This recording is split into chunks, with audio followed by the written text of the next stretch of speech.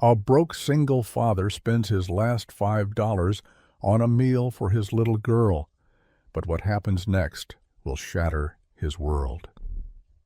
The waitress slips him a note, and when he opens it, he sees handwriting he thought he would never see again, the handwriting of his late wife. But this note isn't just a message from the past. It's the start of a secret that could save his daughter, his home, and maybe even an entire town. As doors slam in his face, enemies rise against him, and a community teeters between hope and ruin, one question burns. Can a single dad's last $5 spark the miracle that changes everything? Or will it cost him the one thing he can't afford to lose? Before we get into the story, comment below where in the world you are watching from today. The rain hammered Aaron's windshield like it had something personal against him. He sat there in the driver's seat of his 2004 Chevy Silverado, rust creeping along the wheel wells like age spots, and counted the bills again. 2 fives, 7 singles, $17 between them, and nothing. "Daddy?" Mia's voice came small from the passenger seat. She had her mother's way of knowing when trouble pressed close. "Just thinking, baby girl." He folded the bills back into his wallet, the leather cracked from a decade of deployment and widowhood. Through the rain-blurred glass, Whitaker's diner glowed warm and yellow, the neon sign flickering on the eye. "We going in?" Aaron looked at his daughter. 8 years old, and already she understood things no child should. How to pretend she wasn't hungry, how to make one pair of shoes last, how to smile when the lights went out. Tomorrow, Georgia Power would cut them off. He'd gotten the final notice yesterday, pink as shame. "Yeah, we're going in." They ran through the rain, Aaron holding his jacket over Mia's head. The bell above the door announced them to the half-empty diner. Tuesday afternoon, the quiet hour between lunch rush and dinner crowd. The place smelled of coffee and bacon grease, that particular perfume of small-town survival. Grace Whitaker looked up from wiping down the counter. Something shifted in her face when she saw them, a softening around the eyes. "Y'all get caught in it?" "Little bit." Aaron helped Mia into a booth, the red vinyl patched with duct tape in places. He slid in across from her, water dripping from his sleeves. Grace brought over 2 waters without being asked, set down paper napkins. "Menu?" "Just one." Aaron kept his eyes on the table. "For her." Grace paused, her order pad in hand. Aaron felt her looking at him, taking inventory, the hollow under his cheekbones, the careful way he sat, like hunger was something you could hide with good posture. "What'll it be, sweetheart?" Grace asked Mia. "Can I get the chicken tenders?" Mia looked at Aaron for permission. "With fries," Aaron added. "And milk." Grace wrote it down, her pen scratching against the pad. She started to say something, stopped, then headed for the kitchen. Aaron watched her go, noticed the slight limp she tried to hide, probably from standing all day on these unforgiving floors. While they waited, Mia drew on her napkin with a pencil stub she kept in her pocket. She was sketching the diner, adding details, the coffee pot on the burner, the pie case with its slow revolving shelves. Old Al Whitaker, visible through the kitchen, passed through, his white hair like cotton under his paper hat. The food came quick. Grace set the plate down in front of Mia, 4 golden tenders, a mountain of fries, coleslaw on the side. She'd added a dinner roll, butter melting into its split top. "That's not, Aaron started. "Kitchen mistake." Grace's voice brooked no argument. "Al hates waste." She moved to the next table before Aaron could respond. He watched Mia eat, trying not to make it obvious how hungry he was. She pushed the plate toward him after 3 bites. "I'm full." "No, you're not." "My stomach hurts." She rubbed her belly, overselling it. "Mia!" She pushed the plate again. "Please, Daddy, just the fries." He took 2. They tasted like answered prayer. When Grace brought the check, Aaron pulled out the $17. The bill came to $12 even. He suspected Grace had done some creative math. He laid down the 2 fives and 7 singles, every cent they had. "Keep the change," he said quietly. Grace looked at the money, then at him. That's too much. No, ma'am. He stood, helped Mia with her jacket, leaned down to whisper to his daughter, though Grace could hear, "We always take care where we can." They were almost to the door when Grace called out, "Wait!" She hurried over, the check holder in her hand. "You forgot this." "I paid?" "Just take it." She pressed it into his hands, something urgent in her eyes. Then she was gone, back behind the counter before he could question it. The rain had softened to a drizzle. Aaron stood under the diner's awning, Mia beside him, and opened the check holder. Inside was a folded piece of paper. When he opened it, his hands started shaking. "Aaron, Paula asked me to give you this." A sealed envelope fell into his palm, his name written across the front in handwriting that stopped his heart. Paula's handwriting, his wife's careful script, the way she made her A's, the particular loop of her L's. His knees hit the wet asphalt.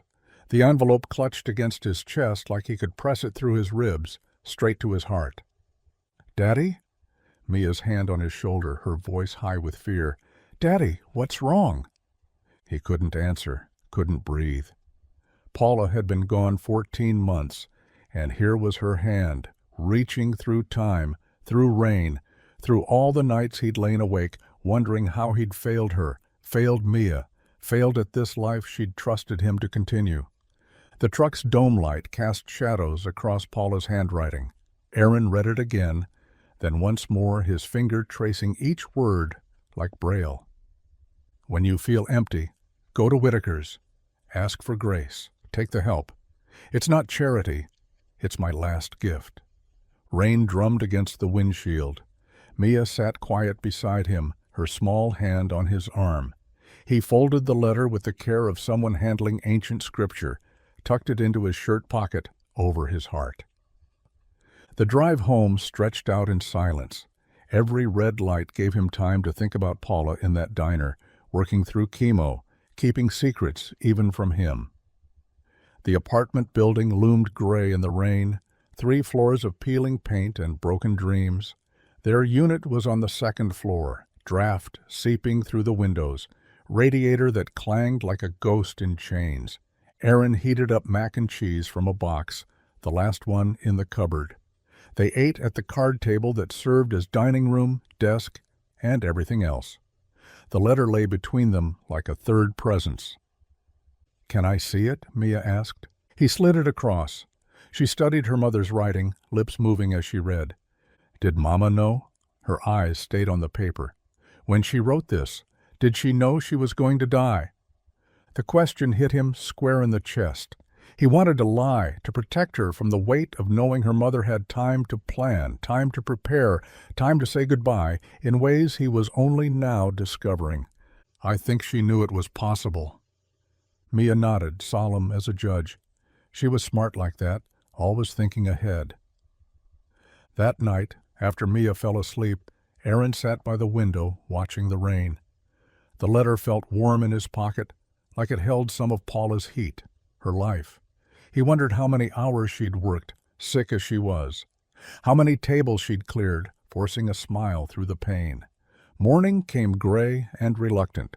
Aaron got Mia ready for school, braided her hair the way Paula taught him, tight enough to last the day, loose enough not to hurt. At the school gate, Mia turned back. "You're going to see Miss Grace, aren't you?" He nodded. "Good." She adjusted her backpack. Mama wouldn't write a note for nothing. The diner was quiet, the breakfast rush over. Grace looked up from refilling the coffee pot when the bell jangled. Her face did something complicated when she saw him. "I figured you'd be back. I need to know." His voice came out rougher than intended. "I need to know everything." Al Whitaker emerged from the kitchen, wiping his hands on his apron. 72 years old, built like an old tree, all knots and weathered bark. "Sit," Al said. Not a request. They took the back booth, the one with the good view of Main Street. Grace poured coffee without asking, then sat beside her father. "Paula started here 15 months ago," Grace began, "right after her second round of chemo. Said she needed to feel useful, needed to do something with her hands, besides worry." Aaron's throat tightened. 15 months ago, he'd been working double shifts at the warehouse, coming home to find Paula asleep on the couch, Mia doing homework beside her. She'd come in Tuesday and Thursday afternoons, Al added. Just 4-hour shifts.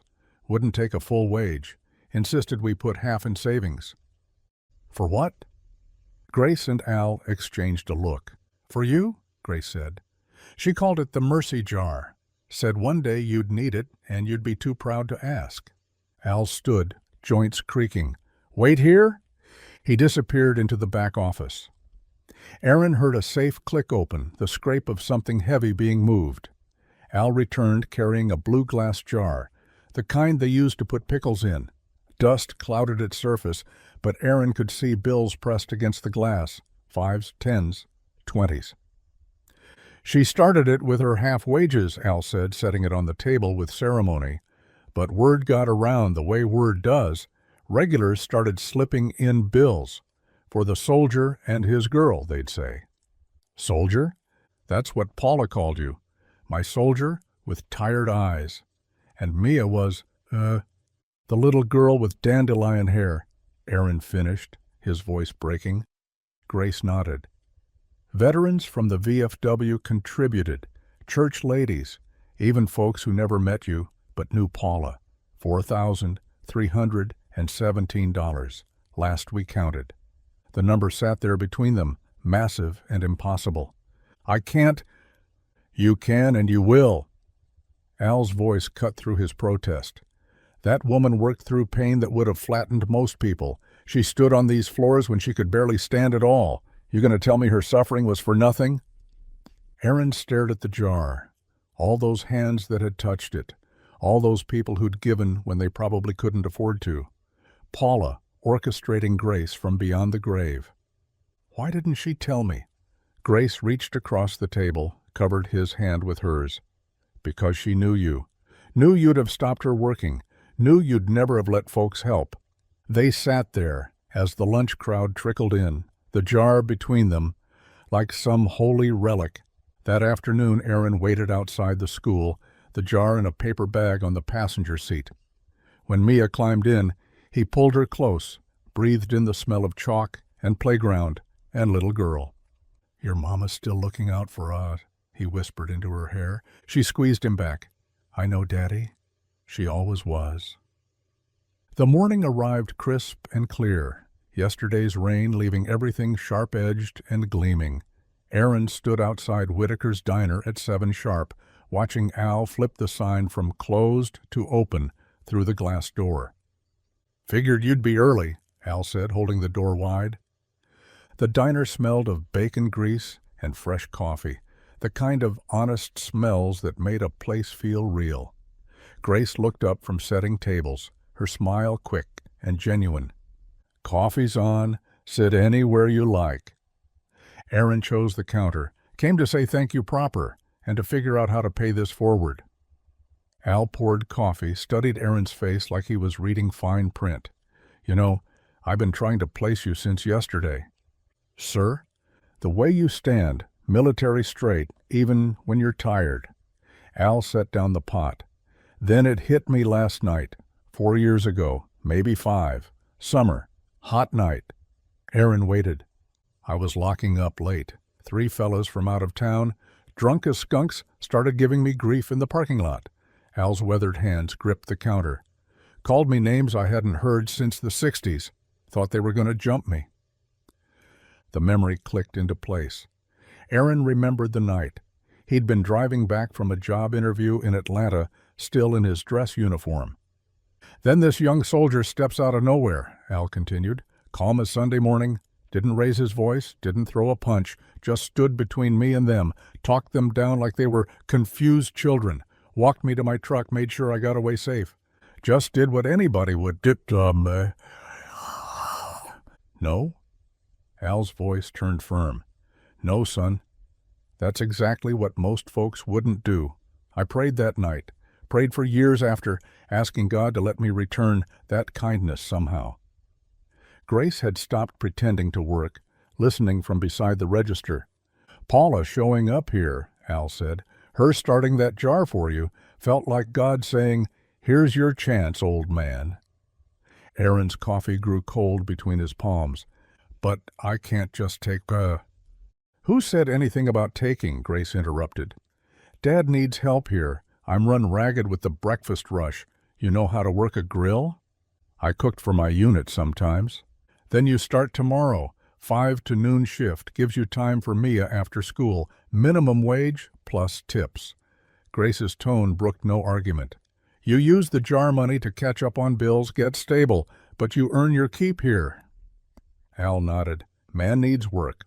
Work needs doing. Simple math." They shook on it, Al's grip still strong despite his years. That evening, Aaron stood at the stove in their small kitchen, teaching Mia to brown ground beef properly. The electricity hummed steadily. He'd paid the bill that afternoon with jar money, each 20 feeling like a weight and a wing at once. "Not too high," he guided her hand on the spatula. "Let the meat talk to you." "Meat doesn't talk, Daddy." "Sure it does. Hear that sizzle? That's it saying it's happy." She giggled, the sound filling the kitchen like light. They ate spaghetti at their small table, the overhead bulb casting everything in warm yellow. "Daddy?" Mia twirled her fork. "Do you think Mama knew about Mr. Al? About that night?" "What makes you ask that?" "Just seems like something she'd know. She always knew things." Aaron considered this. Paula had possessed an uncanny sense for people's hidden connections, their invisible debts and credits. Maybe she did. Mia nodded, satisfied. "We should put kindness back, like Mama did with the jar." "What do you mean?" "When people helped her, she helped them back, but different. Like—" She searched for words. "Like passing it sideways instead of straight back." From the mouths of babes, Aaron thought. Later, tucking her in, Aaron noticed her sliding something under her pillow. "What's that, baby girl?" She hesitated, then pulled out an old shoebox, held together with rubber bands. "Promise you won't laugh?" "Cross my heart." She opened it carefully. Inside lay a collection of small objects, a smooth stone, a pencil with bite marks, a playing card, the 3 of hearts, a rubber ball, a hair ribbon, brass buttons. "My little mercies," she said. "When someone's kind to me, I keep something to remember." Aaron picked up the pencil. "This one? Mrs. Rodriguez. When I forgot mine during the spelling test, she gave me hers even though it was her favorite." "The stone?" "Elijah from Sunday school. He found it at the creek. Said it looked like a heart. Gave it to me when Mama was in the hospital." Each object had a story, a moment when someone had seen Mia and chosen kindness. Aaron's chest ached with love for this child who cataloged Grace like treasure. "These are beautiful, Mia." She carefully closed the box. "Mama said kindness is like seeds. You plant them and don't always see what grows."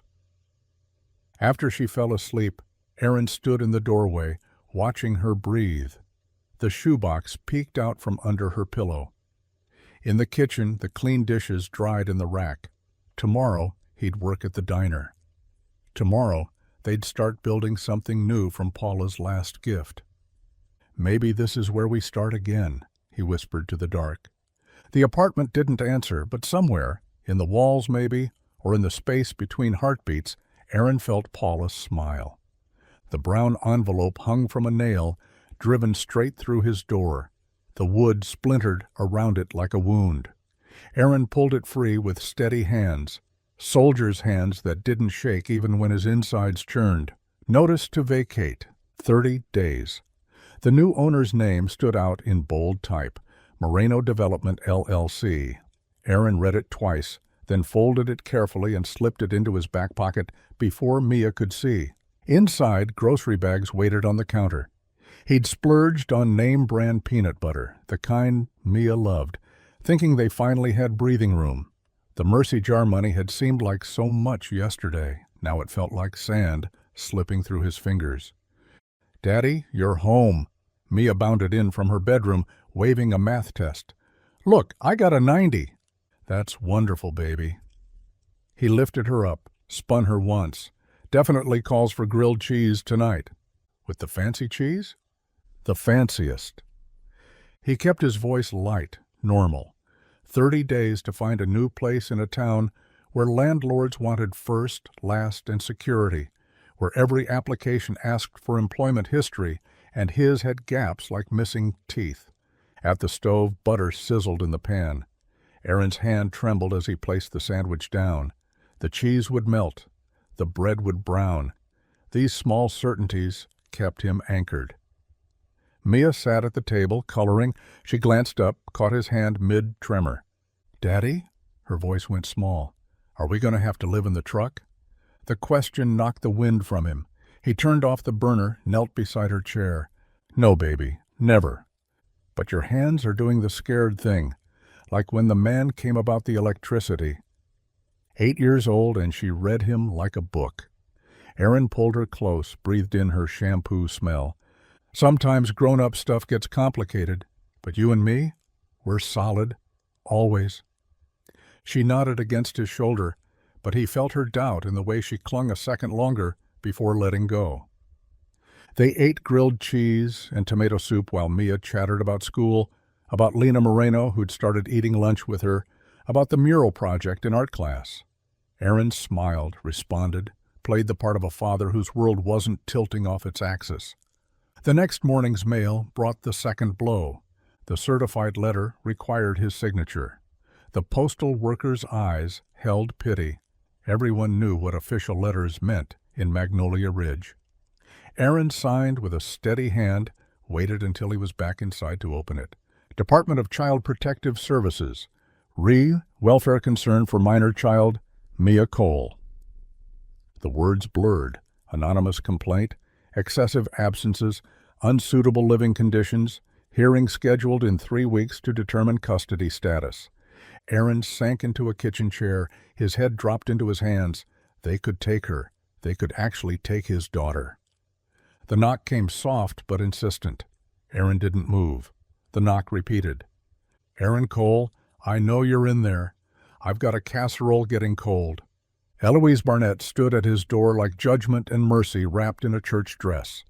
She held a covered dish that steamed in the morning air. "I can't right now, Mrs. Barnett. Can't, never, could do nothing." She pushed past him, set the casserole on the counter. "Chicken and rice. Mia's favorite, if I remember right." She took in the apartment with quick eyes, clean but worn, everything careful and cared for despite the peeling paint and water stains. "You planning to tell me what's got you looking like Jacob wrestling the angel?" He handed her both letters. She read them slowly, her lips tightening with each line. "That Dobbins," she said the councilman's name like spitting out spoiled milk.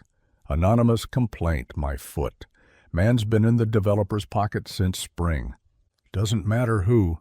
They're still coming for her. They're trying." Eloise settled into the chair across from him, solid as a mountain. "There's a difference. I've got no job history, no stable housing. I've been fighting just to keep the lights on. You've been fighting to raise a good child after losing your wife. You've been fighting through grief that would break most men." Her hand covered his. "Paula knew you were a fighter. Why you think she set all this up? She couldn't have known." "Couldn't she? That woman saw 3 moves ahead always. She knew you'd need help, knew you'd be too proud to ask, so she made sure help would find you." Aaron's throat closed. "What if it's not enough?" "Then we make it enough. You think you're alone in this? Half the church has been waiting for you to let them in. Grace and Al already talking about writing letters for the hearing. That Moreno girl's been teaching Mia to paint. You think her grandfather's company won't hear about them evicting a veteran with a child? I can't ask." "Good thing nobody's waiting for you to ask, then." She stood, smoothed her dress. "CPS wants to see stability. We'll show them a whole community standing stable around that child. They want suitable living? We'll find it. But Aaron Cole, you've got to quit acting like accepting help makes you weak." At the door, she turned back. "Choir practice tonight. Bring Mia. Let folks see you. Let them help." Alone again, Aaron pulled out Paula's note, worn soft from folding. "Take the help. It's not charity. It's my last gift." The apartment lay quiet around him. Midnight quiet, the kind that made every small sound huge. The refrigerator hummed. A siren wailed somewhere across town. In her room, Mia slept with her little Mercy's box clutched against her chest. Aaron spread the letters on the table. Eviction. Custody hearing. 21 days until they decided if he could keep his daughter. 30 days until they had nowhere to live. He traced Paula's handwriting with one finger. "I'll fight," he whispered to the dark, to Paula, to himself. "I don't know how yet, but I'll fight." The words hung in the air like a vow, like a prayer, like the first step toward something he couldn't see yet but had to believe was there. Dawn painted Magnolia Ridge in shades of hope Aaron didn't feel. He walked Mia to school, her small hand warm in his, forcing his face into something that might pass for normal. "You okay, Daddy?" "Course I am, baby girl. Your smile looks funny, like when you tried to pretend Mama's meatloaf was good that time she forgot the salt." Despite everything, real laughter bubbled up. "That was some terrible meatloaf." "The worst," Mia squeezed his hand. "But we ate it anyway. Every bite." At the school gates, she turned back. "We're going to be okay, aren't we?" The lie came easy as breathing. "We're going to be just fine." He watched her disappear into the building, yellow backpack bouncing, before his smile fell away like a mask. The diner's morning rush had passed when Aaron pushed through the door. Grace looked up from wiping tables, Al from his crossword behind the register. "I need work." The words came out rough. "Steady hours, whatever you got." Al set down his pencil. "Been thinking about fixing that back door for 2 years now." "I can do that. Fix whatever needs fixing. Cook, clean, whatever keeps me busy and shows the court I'm employed." Grace stopped wiping. "You know what this place really needs?" Both men looked at her. "Purpose. This diner's been dying slow for years, just like the whole street." She moved to the window, looking out at the empty storefronts. "But what if we gave folks a reason to come back?" "We barely get enough customers as is," Al said, "because people can't afford to eat out. But what if they could pay what they can? What if we did supper once a week where folks put in what they're able?" "Charity dining?" Al's voice held doubt. "Mercy meals." Grace turned back to them. "Not charity. Community. Veterans, seniors, families like Aaron's. Everyone eats together. Everyone gives what they can, money, time, stories, whatever they got." Aaron thought of last night's casserole, of Eloise's firm hand on his. "Who's going to cook for that many people?" "You are." Grace's smile held challenge and faith mixed together. "Military trained you to feed soldiers, didn't it?" "That was a long time ago." "Skills don't expire." Al rubbed his jaw, considering. "Would need supplies. Ingredients." "Church has been looking for an outreach project," Grace said. "Eloise has been stockpiling canned goods for months with nowhere to put them." The plan took shape across the morning. Aaron sketched out a menu on napkins. Nothing fancy, just filling food that stretched. Chicken and dumplings. Beef stew, cornbread, and greens. Grace made phone calls. Al grumbled about insurance and liability until Grace kissed his weathered cheek and called him a saint. By afternoon, Aaron had the back door rehung and a work schedule that would satisfy any court. By evening, the diner had transformed. Church ladies arrived with covered dishes like an army of angels. Eloise directed placement with a general's precision. Someone had written, "Mercy meals, pay what you can," on the sandwich board outside. "Think anyone will come?" Aaron asked, stirring the massive pot of stew. Grace squeezed his shoulder. "Have faith." They came. First, the elderly couple from 2 blocks over, him walking slow with a cane, her steady beside him. Then 3 Vietnam veterans Aaron recognized from the VA meetings he used to attend, a young mother with twin toddlers, 2 teenagers who looked like they hadn't eaten proper in days. The diner filled with voices, with steam from hot food, with something Aaron couldn't name but recognized, community being born one shared meal at a time. Eloise's choir members hummed hymns while they served. not performing, just filling the air with something sweeter than the cornbread.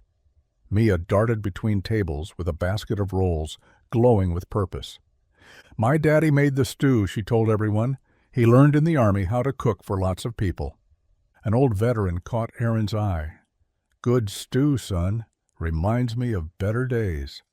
"Thank you, sir." "No sir needed. We're all just folks here."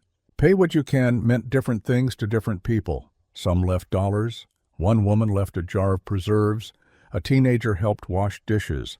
The veteran left a note. "Paid forward for the next soldier who needs it." Aaron moved through the kitchen in remembered rhythm. This was what he'd lost after Paula. Not just his wife, but his place in the world, his purpose beyond survival. Here, feeding people, watching faces soften over warm food, he felt something rebuild in his chest. "Daddy, look!" Mia had made a friend, a girl about her age with cornrowed hair and a shy smile. They whispered secrets over apple pie. The night wound down gentle. Dishes clinked in the kitchen. Conversations dropped to murmurs. The elderly couple dozed in their booth, hands clasped across the table. Aaron found Mia asleep in their usual booth, head pillowed on her arms, rolls still clutched in one hand. He slid in beside her, pulled her against him. "Long day, baby girl." She mumbled something about mercy and miracles, already more asleep than awake. Grace appeared with a faded quilt from the church closet. She tucked it around them both, careful as any mother. The diner lay quiet now, just the hum of refrigerators and the soft tick of the old clock. "Thank you," Aaron whispered. "For what?" "Reminding me what belonging feels like." Grace's hand brushed his shoulder, light as grace itself. "You never forgot. You just needed help remembering." Mia shifted in her sleep, burrowing closer. Aaron held his daughter and let himself believe, just for tonight, that they'd found their place again. The grocery store fluorescents buzzed like wasps. Aaron pushed the cart steady while Mia read prices off coupons, her small fingers tracking numbers. "Bread's 2 for $3, Daddy." "Good math, baby girl." They'd made it through produce and dairy when Aaron noticed him. Security guard trailing 3 aisles back, pretending to check shelf tags. Aaron kept shopping, kept his movements deliberate and calm. "Military training. Never show agitation to someone looking for a reason. Cereal aisle." The guard moved closer. "Canned goods." Closer still. By the time they reached checkout, the man stood 10 feet away, hand resting on his radio. The cashier, a young woman with kind eyes, glanced between them nervous. Aaron set his items on the belt slow, receipt ready. Mia pressed against his leg. "Everything all right here?" Aaron asked the guard, voice level as a carpenter's rule. The guard's jaw worked. "Just making sure." "Of what?" "That people like you pay for everything." The words hung there, ugly in the bright light. Mia's hand found Aaron's, squeezing tight. The cashier's face flushed red. Aaron could have said many things, could have asked what people like you meant, though they both knew, could have shown his veteran's ID, his receipt from last week, his dignity worn thin but not broken. Instead, he knelt to Mia's level. "Remember what Mama used to say about scared people?" Mia nodded, eyes wide. "They need the most love." Aaron stood, met the guard's stare. "Have a blessed day, sir. Hope whatever's troubling you gets better." He paid cash, exact change, helped bag his own groceries. The guard watched them all the way to the parking lot. In the truck, Mia finally spoke. "Why was he mean to us?" "Some folks carry hurt so long it turns to something else. That's not about us, baby. That's about him." But Aaron's hands shook as he started the engine. That evening, the town council meeting packed the elementary school cafeteria. Aaron sat with Al and Grace, Mia coloring beside them. The room split, visible as a cracked plate. Mercy Meals supporters on one side, Ray Dobbins's crowd on the other. Ray stood at the podium, silver hair catching the light. His smile never reached his eyes. "Friends, we need to talk about Main Street, about maintaining the character of our town." He paused, let the words settle. These new initiatives at the diner, while well-meaning, Attract elements that concern our established residents. Elements? Eloise stood without invitation. You mean hungry people? I mean disruption, Mrs. Barnett. Loitering. Property values. You mean Aaron. Grace's voice cut clean through. Just say what you mean, Ray. Ray's smile tightened. I don't know what you're implying. Stop. Hal struggled to his feet. 50 years I've run that diner, fed this town through good and bad. Never once had to defend feeding folks till you showed up with your developer friends. The room erupted. Voices layered over voices. Someone shouted about tradition, someone else about Christian duty. Mia stopped coloring, pressed close to Aaron. Ray raised his hands for quiet. All I'm saying is we need standards, background checks for anyone working around food service, proper documentation. He's talking about you, Daddy, Mia whispered. Aaron knew, had known from the moment Ray started speaking. This was the anonymous complaint, the pressure point. Make him unwelcome enough, he'd leave on his own. The meeting dissolved into separate conversations, nothing resolved. Outside, clusters of people stood under streetlights, still arguing. Don't let him win, Grace said fierce. I won't. But Thursday brought the test. Aaron arrived at school to find Mia in the principal's office. Tears dried on her cheeks. Mrs. Henderson, the principal, looked uncomfortable. There was an incident at recess. Another student said something inappropriate. What did he say? Though Aaron already knew. Could see it in Mia's hunched shoulders, the way she wouldn't meet his eyes. Mrs. Henderson shifted papers. A racial slur. We've suspended the boy for 3 days. Aaron's first thought was to find the boy's parents. His second was to pull Mia from school. His third, Paula's voice clear as Sunday bells, was different. I'd like to propose something else. Mrs. Henderson blinked. Mr. Cole? A restorative circle. The boy, his parents, Mia and me, maybe the counselor. Let's talk about why he said it, what it means, how we move forward. That's unusual. Suspension teaches him to be quieter about hate. Conversation might teach him not to hate at all. Mrs. Henderson studied him long. I'll speak to his parents. That night, Aaron and Mia sat on the concrete steps of their apartment. The eviction notice fluttered on the door above them. Stars poked through the light pollution, barely visible, but there. Mia dug in her shoebox of treasures. She pulled out a brass button, worn smooth. This one's for being brave, Daddy. She pressed it into his palm, solemn as a ceremony. You were brave all week, at the store and the meeting and school. Aaron pulled her close, breathed in her shampoo and innocence and strength. You know what's ahead won't be easy. I know.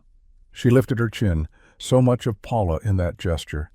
But we got each other, and the diner people, and Mama, watching from heaven. That enough for you? It's everything.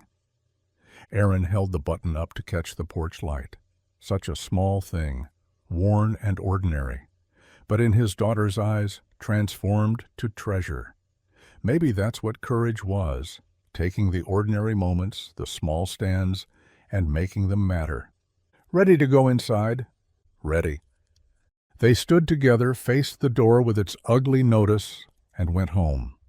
Tomorrow would bring new tests, but tonight they had each other and a brass button, and the knowledge that brave didn't mean unafraid, it meant afraid and standing anyway.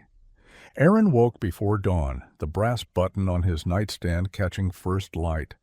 He made Mia pancakes shaped like stars, Paula's old trick for hard mornings. Mia ate while reading a library book about butterflies, syrup dripping onto pages. Daddy, did you know some butterflies travel thousands of miles? That's so. They remember the way even though they've never been there before. It's in their wings or something. Aaron thought about that as they walked to school. Maybe home wasn't a place, but a knowing, deep as instinct. At the diner, Grace met him at the door with a toolbox. Booth 3's been squeaking since Clinton was president. Back door sticks. And the roof.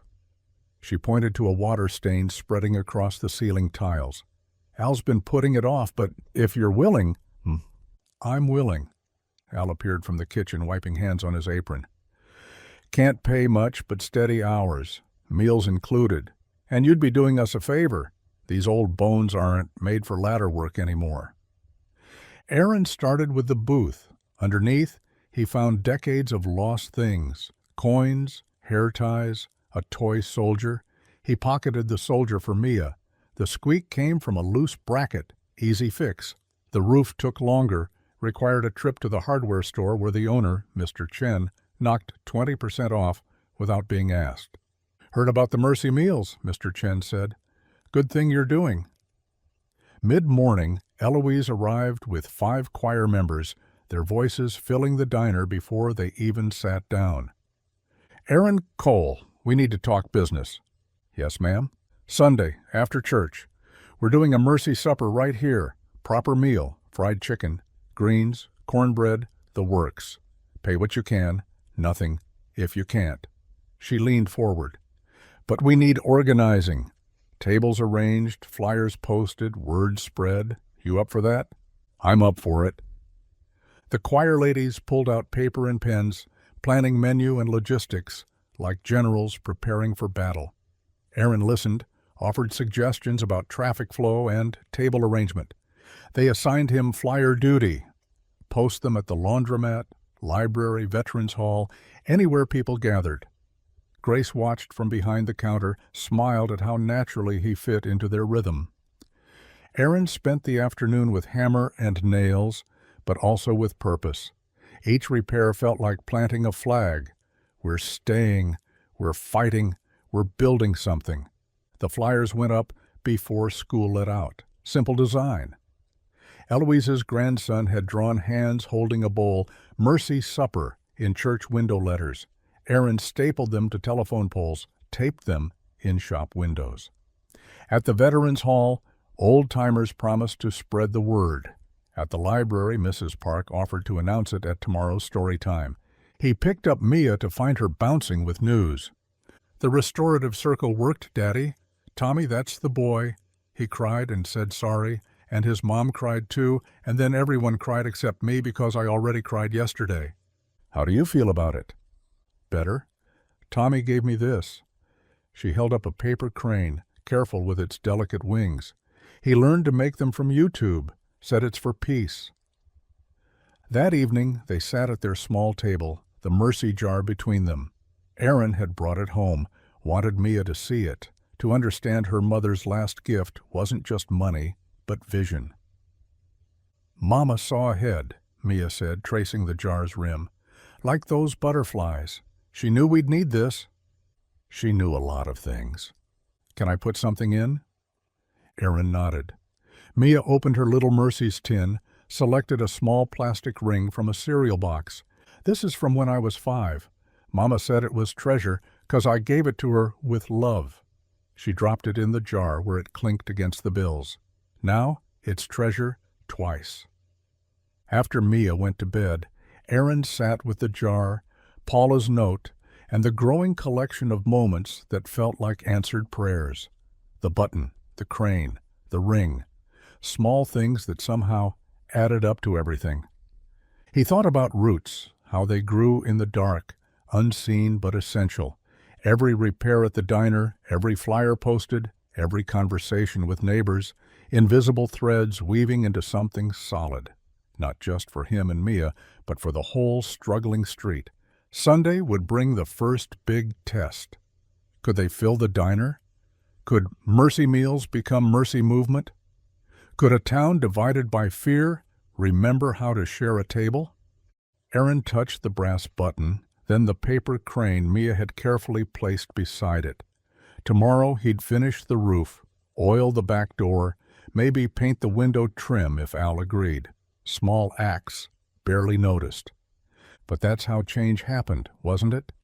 Not in grand gestures, but in daily choices, in saying yes to work, in posting flyers, in teaching children that apologies could become paper birds, in staying when leaving would be easier, in building when breaking was all around, in believing Paula's vision reached beyond her death to this moment, this chance, this hope taking root in unlikely soil. Sunday afternoon arrived with unseasonable warmth, golden light streaming through the diner's polished windows. Aaron had been there since dawn, helping Al arrange tables into long rows, church supper style. Now the place glowed, tea candles in mason jars, wildflowers Mia had picked from the vacant lot, every surface scrubbed until it gleamed. The church choir gathered in the corner, warming up with scales that became harmonies. Eloise conducted with a wooden spoon, her voice carrying over the others. Amazing grace, how sweet the sound! The line formed before official opening time. Veterans leaning on canes, seniors with walkers, young families with children clutched close. Aaron watched from the kitchen pass through, hands steady on the stirring spoon despite the tightness in his chest. "Ready?" Grace asked beside him, tying her apron. "Ready." The doors opened. People filed in quietly at first, then with growing confidence as familiar faces appeared.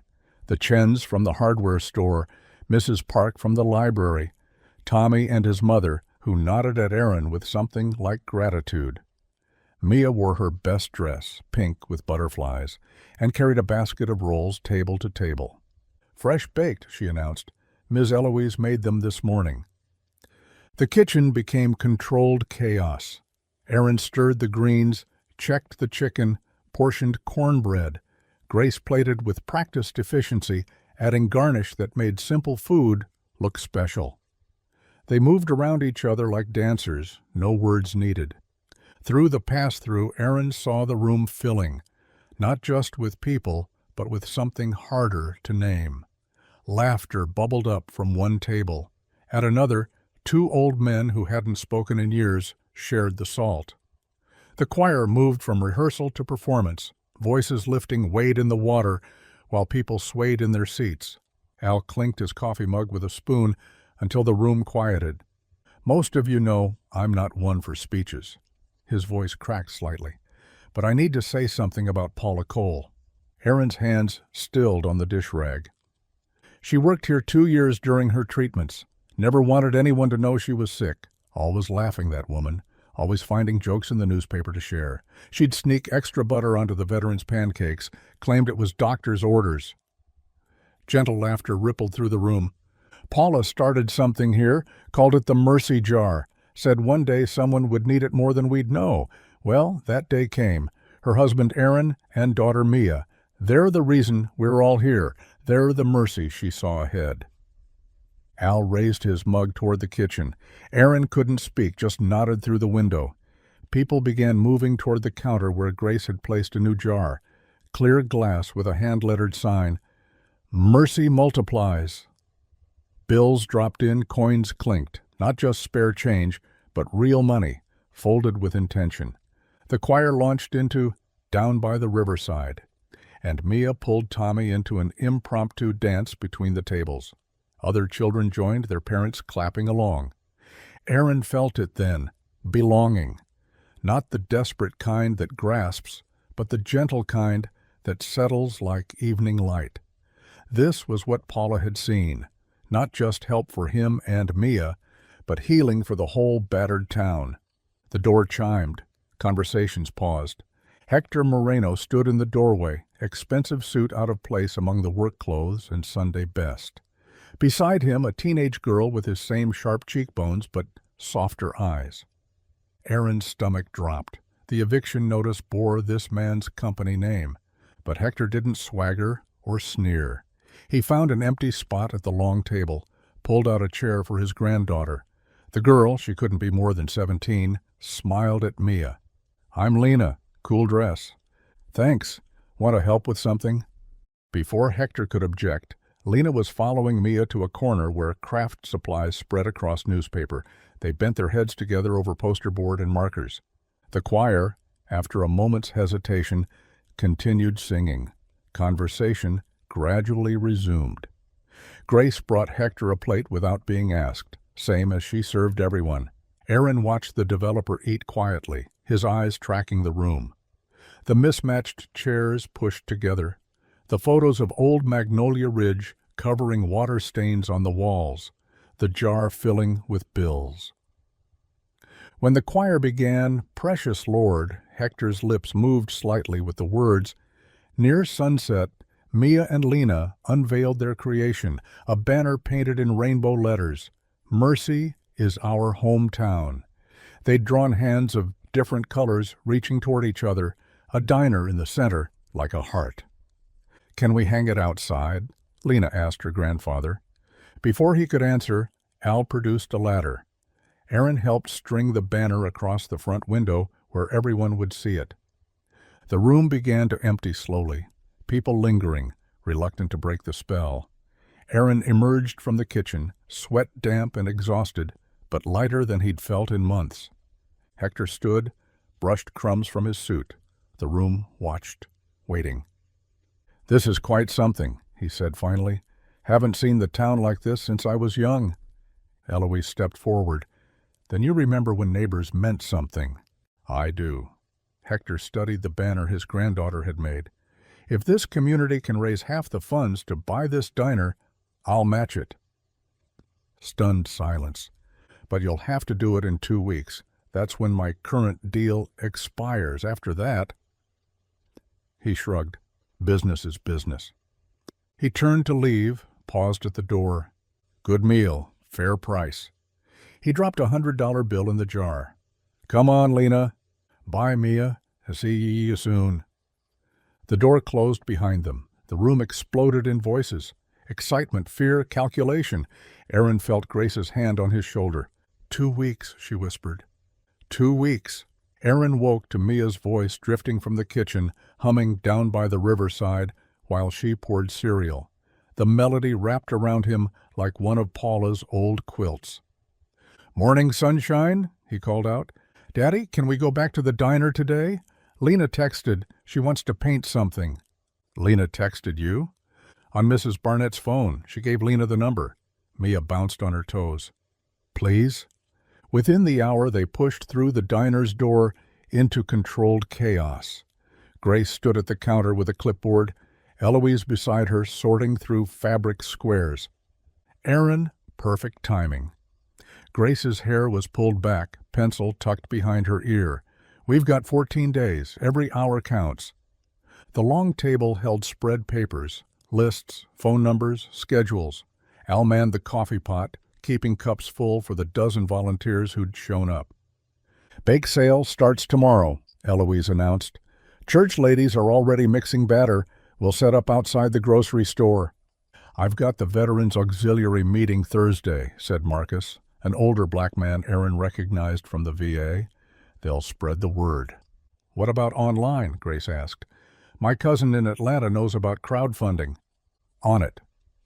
A young woman Aaron didn't know held up her phone. Already started a page. Paula's story, the diner's history, photos from last night. Aaron grabbed a spare apron. "What do you need me to do?" "Everything," Grace laughed, but exhaustion edged her voice. "Al needs help with inventory. We're doubling Mercy meals this week." The door chimed. Lena entered with 3 other teenagers carrying paint supplies. "Mia, ready to make art?" Councilman Dobbin's nephew, Tyler, stood among them, the same boy who'd whispered the slur at school. He kept his eyes down, clearly uncomfortable. "Tyler's mom made him come," Lena whispered to Aaron. "Said he needed to learn something." Aaron nodded, remembering his own lessons in unexpected grace. The teens headed out with their supplies toward the boarded shop 2 doors down. Henderson's Hardware, closed 3 years now. Within minutes, they'd sketched outlines on the plywood, hands reaching up like flowers. "Mercy lives here," in bold strokes. Aaron spent the morning reviewing invoices with Al, calculating exactly how much they'd need. The number made his chest tight, $40,000 in 2 weeks, but Al just adjusted his glasses and kept figuring. "Done harder things," the old man muttered. "Survived Vietnam, survived losing my son. We'll survive this." By afternoon, the mural blazed with color. Neighbors stopped to watch, some picking up brushes to add their own touches. Mia painted a tiny blue jay in the corner, Paula's favorite bird. The Magnolia Ridge Gazette sent a photographer.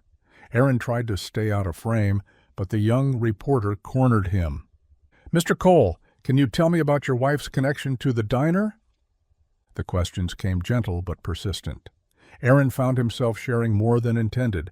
Paula's quiet shifts, her laughter despite the pain, her belief that kindness multiplied when you weren't looking.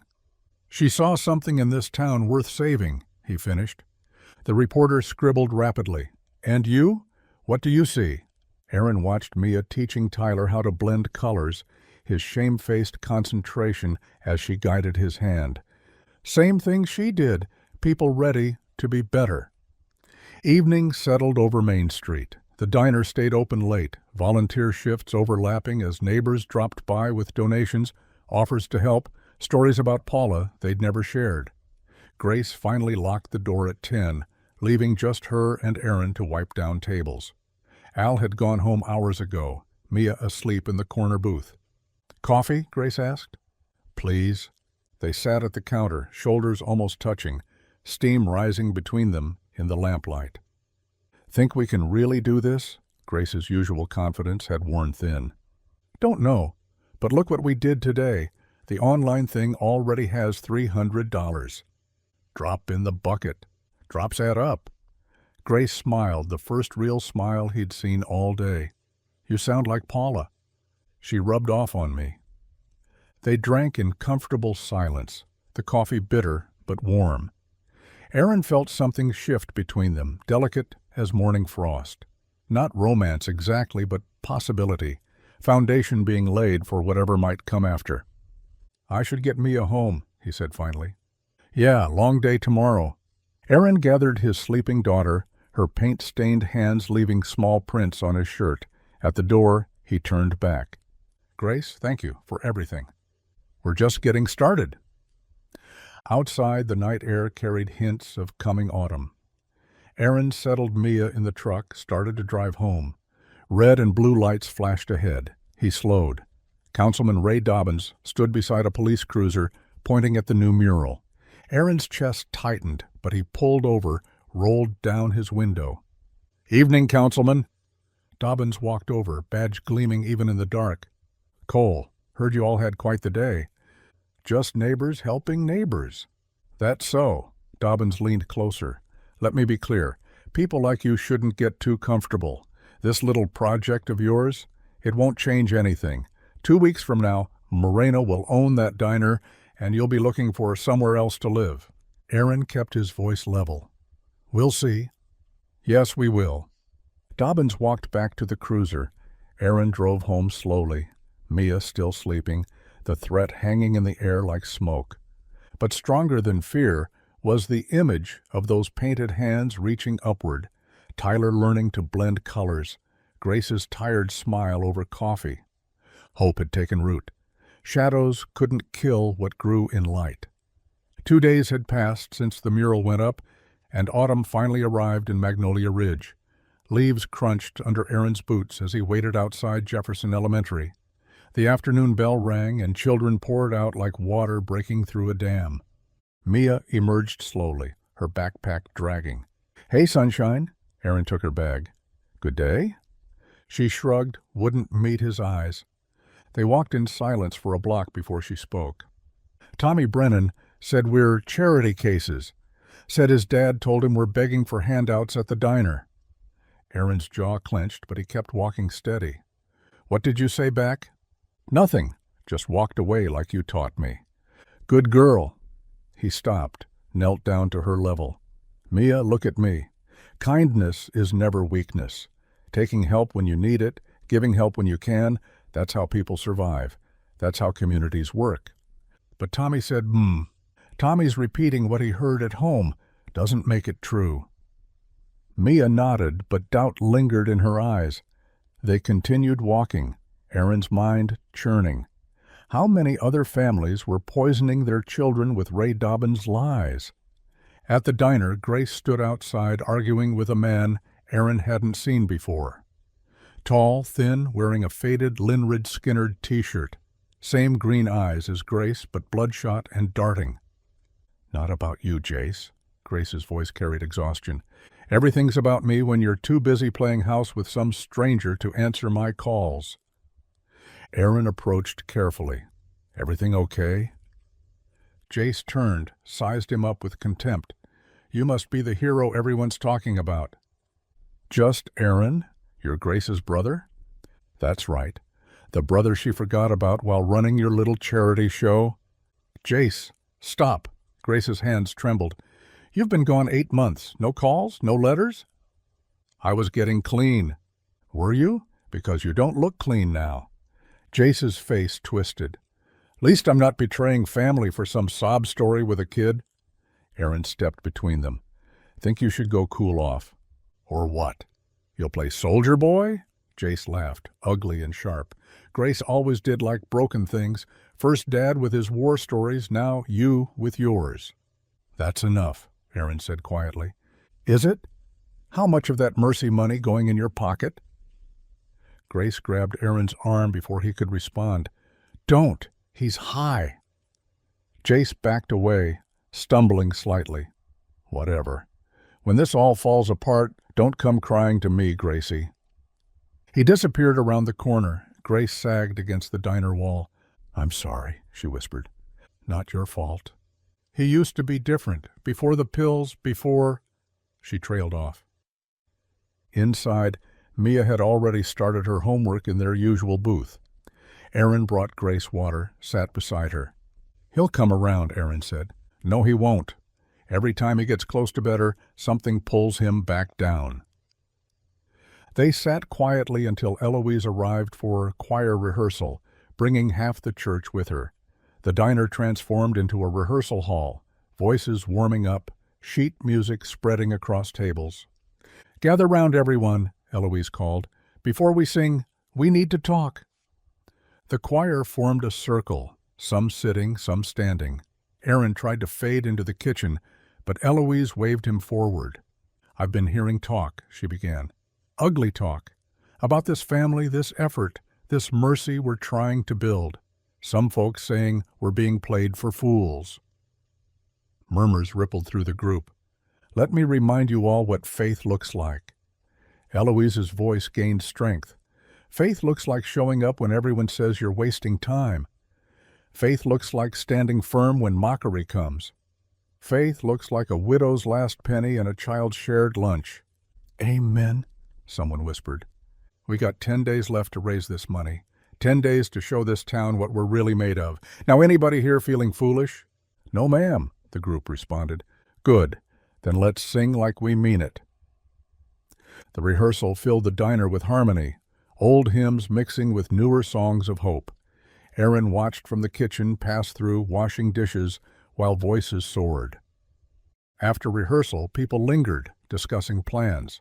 The hardware store had agreed to keep a donation jar. 3 churches would hold special collections. The high school planned a car wash. "It's not enough," Al said quietly to Aaron. "We're at 8,000, need 40. "We'll figure it out." "How? By magic?" "By not giving up." As the crowd thinned, Aaron noticed more donation jars appearing. Behind the counter, near the register, by the door, each one hand-labeled, "Mercy Jar, for our diner, for our town." Outside, full dark had settled. Aaron loaded Mia into the truck, started driving home. "Daddy, who was that angry man?" "Miss Grace's brother. He's sick." "Like Mama was?" "Different kind of sick, baby." They pulled up to their apartment building. Across the street, barely visible in the shadows between streetlights, Jace leaned against a fence, watching, waiting. The look on his face made Aaron's old soldier instincts flare. He'd seen that expression before, in men about to make terrible choices. "Let's get inside," Aaron told Mia, keeping his voice casual while his eyes tracked Jace's movement. Something dangerous stirred in the darkness. Aaron could feel it building like pressure before a storm. But tonight, he had a daughter to tuck in, a custody hearing to prepare for, and a community to help save. The danger would have to wait. 2 weeks later, Saturday evening arrived like answered prayer. The diner blazed with light, every table pushed against the walls to make room for the crowd. Casseroles covered every surface, green bean, sweet potato, tuna surprise, brought by hands that knew hunger and wanted to feed it. Aaron stood in the kitchen doorway watching the organized chaos. Grace wove between clusters of people, coffee pot in one hand, pitcher of sweet tea in the other. Al manned the register, though nobody was really paying. This was about something bigger than money. "Daddy, look!" Mia tugged him toward the front window. The mural she and Lena had finished that afternoon stretched across the plywood covering the old barber shop next door. A massive heart, painted in reds and golds with the words, "Mercy is stronger," flowing through it like veins. Smaller hearts surrounded it, each one containing a name: Paula, Al, Grace, Eloise, and dozens more. "It's beautiful, baby." Lena said we should add everyone who ever put money in the jar. But we ran out of room. The diner kept filling. Veterans from the nursing home, their wheelchairs forming a semicircle near the counter, the entire church choir, sheet music tucked under arms. Families Aaron recognized from Mercy meals, kids darting between legs, parents calling after them half-heartedly. Even people he didn't expect. The grocery store security guard who'd followed him, looking sheepish, a $20 bill clutched in his hand. The school principal, bringing a check from the PTA. Eloise clapped her hands. "Choir, let's warm these hearts up." The singers arranged themselves along one wall. The first notes of "Wade in the Water" rose, and the room stilled. Voices joined in, harmonies building, until the whole diner vibrated with song. Aaron found himself singing words he hadn't voiced in years. Beside him, Mia swayed, humming the parts she didn't know. The door chimed. Hector Moreno entered, Lena beside him. The singing faltered for a moment, then swelled stronger. Lena pulled her grandfather toward the mural, pointing out details. Hector studied it, his expression unreadable. "Mr. Cole," he said, approaching Aaron. "Quite a gathering. Community does that when it matters." "Indeed," Hector surveyed the room. "I've owned properties in 6 states. Never seen anything quite like this." "Maybe you weren't looking." Hector's mouth twitched, almost a smile. "Perhaps not." Eloise started another hymn. "His eye is on the sparrow." This time, Hector's lips moved with the words. Lena stared at her grandfather in surprise. "My mother sang that," he said quietly. "Back in Tucson. Before—" He shook his head. "Long time ago." The evening rolled on. Stories shared over paper plates of casserole, laughter mixing with tears as people remembered Paula, remembered the town before the divisions, remembered what they were fighting for. Ray Dobbins appeared briefly at the door, saw the crowd, and retreated. Nobody called after him. As the clock neared 9, Eloise stood on a chair. "Friends, it's time." The room hushed. Al and Grace brought out the Mercy jar. Not the original, but a larger one they'd had to switch to as donations grew. Behind it came coffee cans, shoe boxes, envelopes stuffed with bills. "2 weeks ago," Eloise continued, "Mr. Moreno challenged us. Said if we could raise half the purchase price for this diner, he'd match it. Well, let's see what Mercy can do." Aaron, Al, and Grace started counting. Bills sorted into piles. 1s, 5s, 10s, 20s. The occasional 50 causing murmurs. Coins clinked into measuring cups. The crowd pressed closer, kids on shoulders, everyone craning to see. 8,000 from the first week, Al announced. They kept counting. The grocery store guards, 20. The principal's PTA check, 500. An envelope marked, "From the veterans of Ward C, $340 in mixed bills." 15,000 total from week 2, Grace said, voice shaking. 23,000 so far, still short. Then Mia stepped forward, her little Mercy's tin in her hands. "This too." "Baby, no," Aaron started. "Mama would want me to." She opened it. Coins tumbled out, plus 3 crumpled dollar bills, $14.67. Others moved. Kids emptied pockets. Teenagers handed over babysitting money. The elderly woman from the end of Magnolia Street pulled bills from her bra. "Emergency fund," she announced, causing nervous laughter. They counted again. $28,432, still short. The room deflated. So close. After everything. Perhaps, Hector said, stepping forward, we should discuss the terms again. Heart sank. He was going to renege, demand more, make it impossible. I said I would match if you raised half, $25,000. He pulled out a checkbook. You've raised more, so I'll match what you actually raised. Silence. Then understanding dawned. $28,000 from you? Al croaked. $28,432, Hector wrote carefully. That gives you $56,864, more than enough for the down payment and repairs. The room erupted. Shouts, tears, people hugging strangers. Mia launched herself at Lena, both girls spinning in circles. Eloise led an impromptu hallelujah that shook the windows. Aaron stood frozen, overwhelmed. Grace found him, squeezed his hand. We did it, she whispered. He looked at Mia, laughing in Lena's arms, then at the crowd, his community, his town, celebrating around them. We're going to make it, he whispered back. For the first time since Paula died, he truly believed it. The knocking shattered Aaron's sleep. He stumbled to the door, Mia stirring on the couch where she'd fallen asleep watching cartoons. Grace stood in the hallway, face drained of color. It's gone, she said. All of it. What? The money, the mercy jar, everything we raised. Her voice cracked. Someone broke in last night. Aaron's stomach dropped. Behind Grace, dawnlight revealed more neighbors gathering, their faces grim. At the diner, the damage was clear. The back door hung crooked, lock jimmied. Inside, the spot where they'd stored the funds, the jar, the coffee cans, the envelopes, empty. Even the dusty shelf looked violated. Cameras cut, Al pointed to the severed wires. His hands shook. Clean through. Word spread like fire through dry grass. Within an hour, Main Street buzzed with theories. Aaron heard the whispers as he helped board up the broken door. Convenient, isn't it? Right after he counted all that cash, outsider shows up, money disappears. Ray Dobbins arrived, all false sympathy. Terrible thing. Of course, we'll need a full investigation.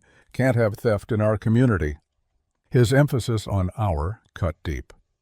Aaron kept working, hammering boards with unnecessary force.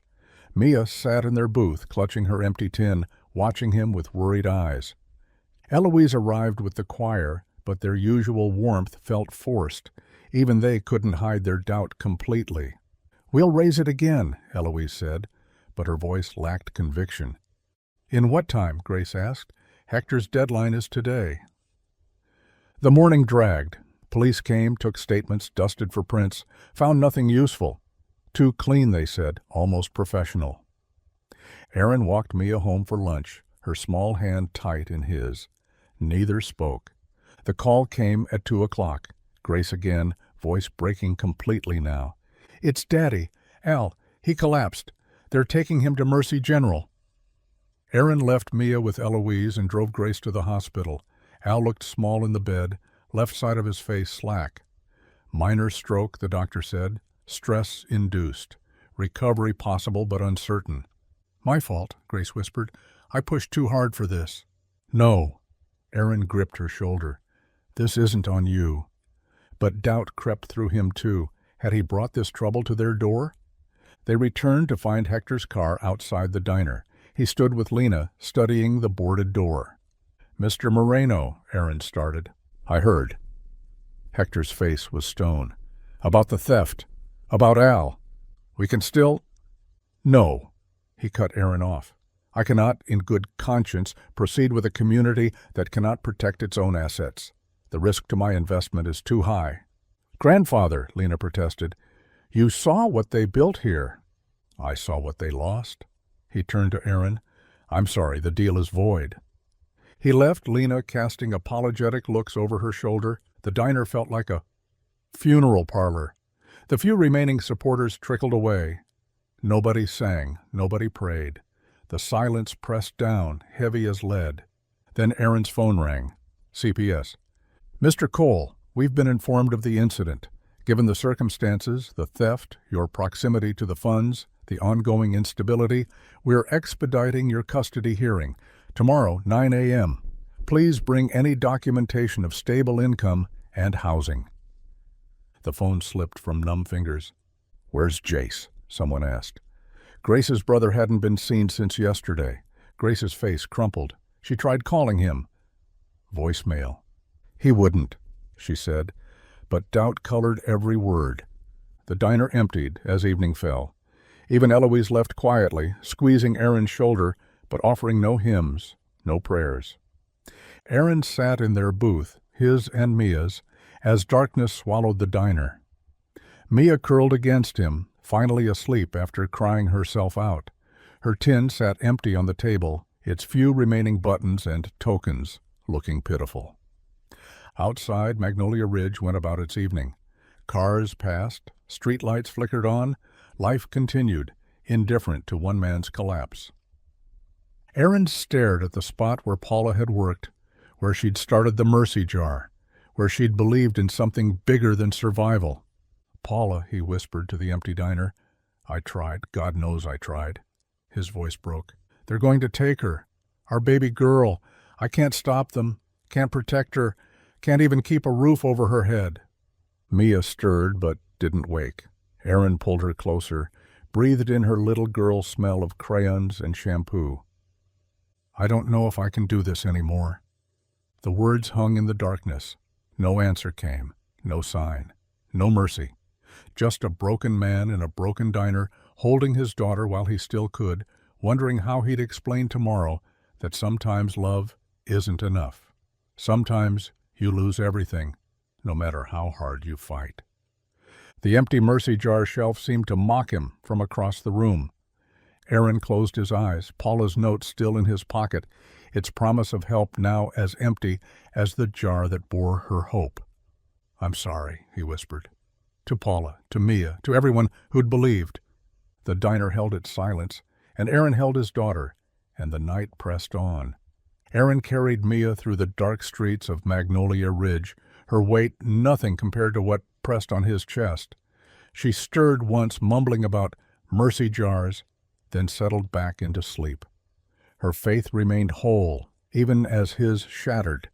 He tucked her into bed, smoothing her hair, watching her breathe. Tomorrow at 9, they might take her. The thought made his hands shake. Sleep never came. Aaron sat at their kitchen table, the eviction notice beside the CPS letter, twin promises of loss. He watched dawn creep through their threadbare curtains, painting false hope across the walls. "Daddy?" Mia stood in her pajamas, rubbing her eyes. "You didn't sleep." "Couldn't." She climbed into his lap, small hands framing his face. "Is it about the money?" "No point lying. Not now." "The mercy jar's gone, baby. Someone took it, and people—" His voice caught. "People think I did it." Mia's brow furrowed, processing this betrayal of trust. Then her face cleared, certainty replacing confusion. "Mama would have left us a clue." She slid off his lap, fetching her cereal. "She always does." "Mia? Oh. Remember when she hid my birthday presents? Left little notes everywhere?" She poured milk carefully, not spilling a drop. "Or when she made that treasure hunt for Easter?" Aaron's throat tightened. Paula had loved elaborate games, turning ordinary moments into adventures. "This is different, baby." "No." Mia's chin jutted out, pure Paula in that stubborn set. She knew bad things might happen. She planned for everything else, didn't she? The first note? The jar? The simple faith of it broke him and rebuilt him in the same breath. After school, Mia dragged him to the diner despite his protests. The place felt hollow, abandoned. Al's absence echoed in every corner. "Our booth," Mia insisted. They sat where they always sat, where they'd shared that last $5 meal that started everything. Mia slipped under the table without warning. "What are you, Looking," her voice came muffled from beneath. "Mama sat here too, right? When she worked?" "Different booth. She liked 23 by the window." Scrambling sounds. Mia crawled across the floor, Aaron following, feeling foolish but unable to resist her determination. "Daddy!" Her voice went high with excitement. "Daddy, look!" She held an envelope, dusty and taped to the underside of seat 23. Aaron's hands trembled as he opened it. Paula's handwriting, unmistakable. "When mercy is stolen, look for the light under the register." "What's it mean?" Mia asked. Aaron stared at the words, Paula's voice echoing through time, planning even for betrayal, knowing human nature but believing anyway. That evening, Grace arrived with Eloise. Both women looked haggard, aged by the day's wait. "Any word on Al?" Aaron asked. "Stable. Talking a little." Grace's voice stayed flat. "Asking about the diner." Aaron showed them Paula's note. Eloise's eyes widened. "Lord have mercy," she breathed. "That woman thought of everything." They gathered around the old register, lifting it carefully. Nothing underneath but dust and decades of dropped pennies. "The light," Mia said. "Mama said look for the light." Grace ran her fingers along the register's base, stopped. A tiny LED, barely visible, tucked into a corner seam. "What is that?" Grace's face went pale. "Daddy installed security cameras years ago, hidden ones after those break-ins, but the wires got cut." "The visible wires," Aaron finished. "This is backup." They followed the thin wire through a hole in the counter, down into the storage room below. An ancient recording device, still blinking, still running. Grace's hands shook as she rewound the footage. The timestamp glowed. Last night, 2:47 a.m. The figure on screen moved jerkily, checking over his shoulder. The face turned toward the camera, clear in the infrared light. Jace Whitaker. Grace's brother counted bills with shaking hands, stuffing them into a bag. His mouth moved, talking to himself or maybe apologizing to the empty diner. The sound came as a whisper. "Sorry, Gracie. Gotta pay them back. They'll hurt me. Sorry." Grace folded forward like someone had pulled her bones out. The tears came silent and terrible. "My brother." Barely audible. "My own brother." Eloise wrapped arms around her, humming low, the sound more groan than song. Aaron knelt beside them, Mia pressed against his side. "He's using again," Grace said. I knew, and I didn't want to see." "Addiction's a sickness," Eloise said softly. "Makes good people do terrible things. How can I turn him in, my own brother? But if I don't, Aaron loses Mia. Al's dream dies. Everything." Her voice cracked completely. Aaron watched the footage loop. Jace's desperate face. The shaky hands of someone deep in withdrawal or dead or both. He'd seen it in soldiers, that particular desperation, when the war came home. "We can save him too." The word surprised him, coming from somewhere deeper than thought. Grace looked up, tears tracking down her face. "What?" "Your brother's drowning, same as I was. Same as this whole town, maybe." Aaron touched her shoulder gently. "Paula believed in second chances, thirds even. That's what mercy means. The police need to see this, yes, but Jace needs help more than punishment. Rehab, not jail, if we can manage it." Mia tugged his sleeve. "Is that what Mama would do?" Aaron pulled her close. "Yeah, baby, that's exactly what Mama would do." Grace stared at the screen where her brother's broken image played again and again. "We can save him too," she repeated, like testing the words for truth. Outside, Magnolia Ridge slept, unaware that mercy had found a new shape in the darkness. The trailer squatted at the edge of town like something ashamed of itself. Rust bleeding through white paint, steps that groaned warning, windows covered with sheets instead of curtains. Grace knocked. No answer. Knocked harder. "Jace, I know you're in there." Movement inside, a crash like someone stumbling over furniture. "Go away, Gracie." "Open the door." "Just go." Aaron touched her shoulder. She'd asked him to come, needed his steadiness when her own threatened to shatter. "Jace," Aaron called, "we're not here to hurt you. Open up." Long silence. Then locks turning. 1, 2, 3. The door cracked open. Jace's face appeared, hollow-eyed, and days passed shaving. The smell hit them. Sweat, alcohol, desperation. "You brought him?" Jace stared at Aaron. "The hero? Paula's perfect husband?" "Nobody's perfect," Aaron said quietly. "Let us in."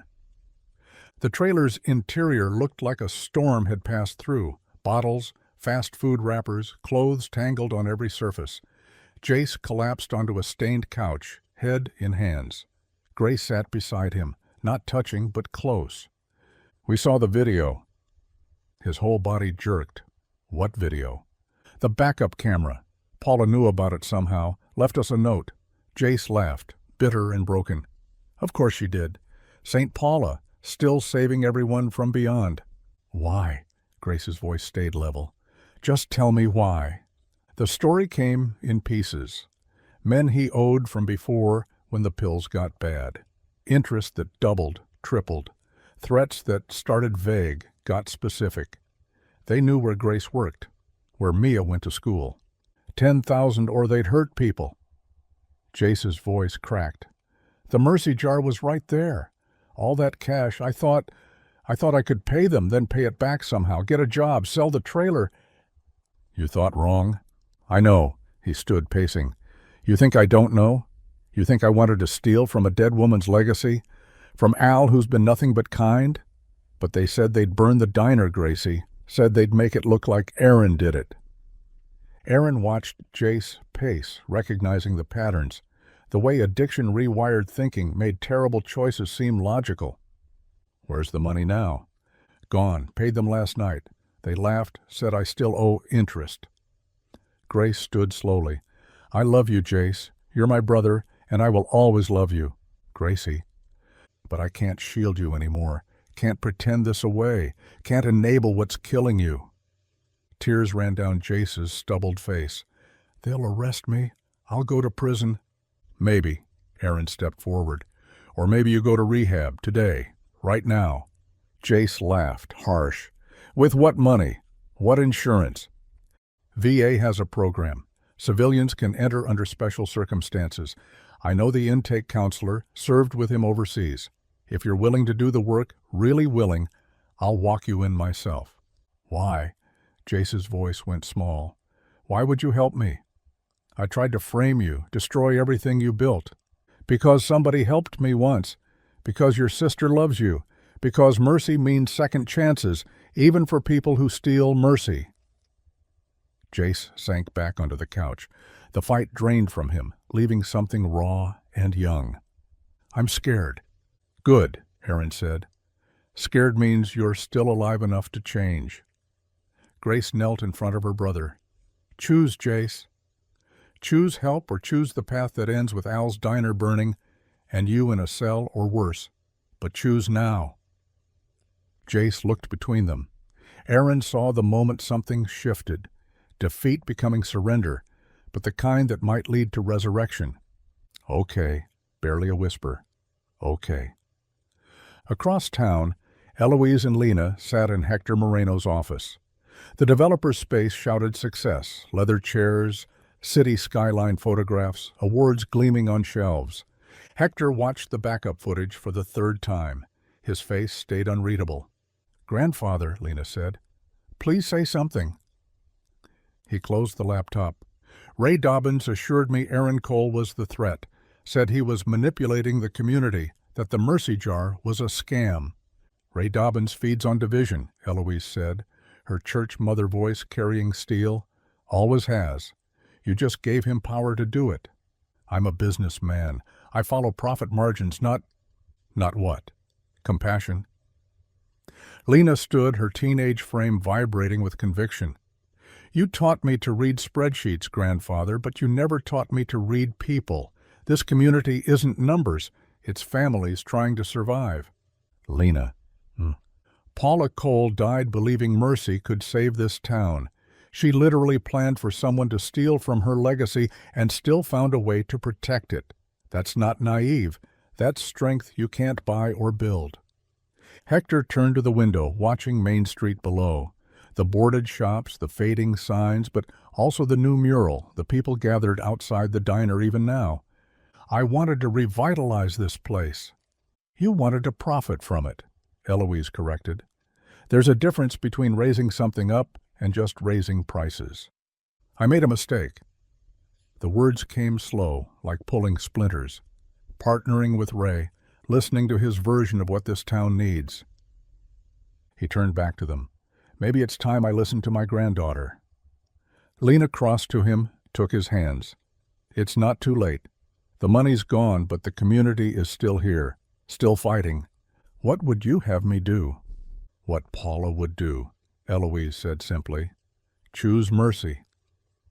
Hector looked at the frozen image on his laptop, Jace's desperate face, the stolen jar, the broken trust. Ray won't be happy. Good, Lena said. His happiness has cost too much already. Hector pulled out his phone, scrolled to Ray's number. His finger hovered over it. I made a mistake, he repeated, stronger now. Maybe it's time I fixed it. The diner filled before dawn. Word traveled fast in Magnolia Ridge.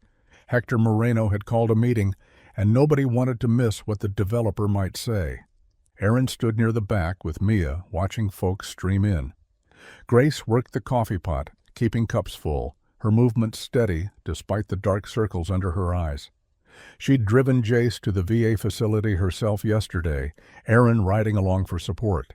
Hector entered precisely at 7, Lena beside him. He carried a laptop and something else. An old cigar box Aaron recognized as the original Mercy jar, the one Paula had started. Thank you for coming, Hector's voice carried without shouting. I have something you need to see. The laptop connected to Al's ancient TV, mounted in the corner. The grainy footage began. Timestamp clear. Jace's face visible as he jimmied the back door. Gasps rippled through the crowd. Aaron felt the weight of suspicion lifting, saw neighbors who'd avoided his eyes now looking ashamed. This proves what I should have known. Hector paused the video. Aaron Cole didn't steal from you. The real thief has entered treatment, seeking help for his addiction. Where's the money then? Someone called out. Gone. Used to pay debts that addiction creates. Hector's gaze found Ray Dobbins near the door. Debts that certain people profit from. Ray's face went red. Now wait just a minute. No, Hector's businessman voice cut sharp. You wait. You told me Aaron was dangerous, said the Mercy movement would attract the wrong element, pushed me to accelerate evictions to create urgency, as you called it. That's business. That's progress. That's exploitation. Hector pulled out his phone, scrolled to messages. Should I read your texts?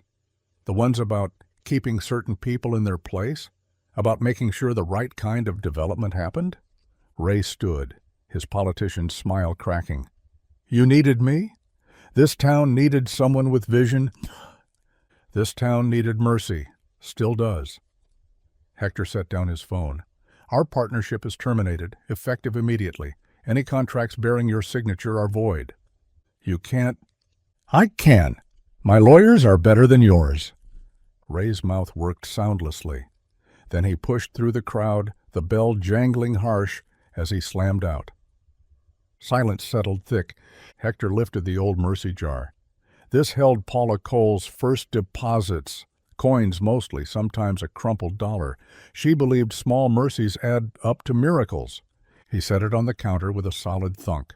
The stolen money totaled $4,317. I'm replacing it.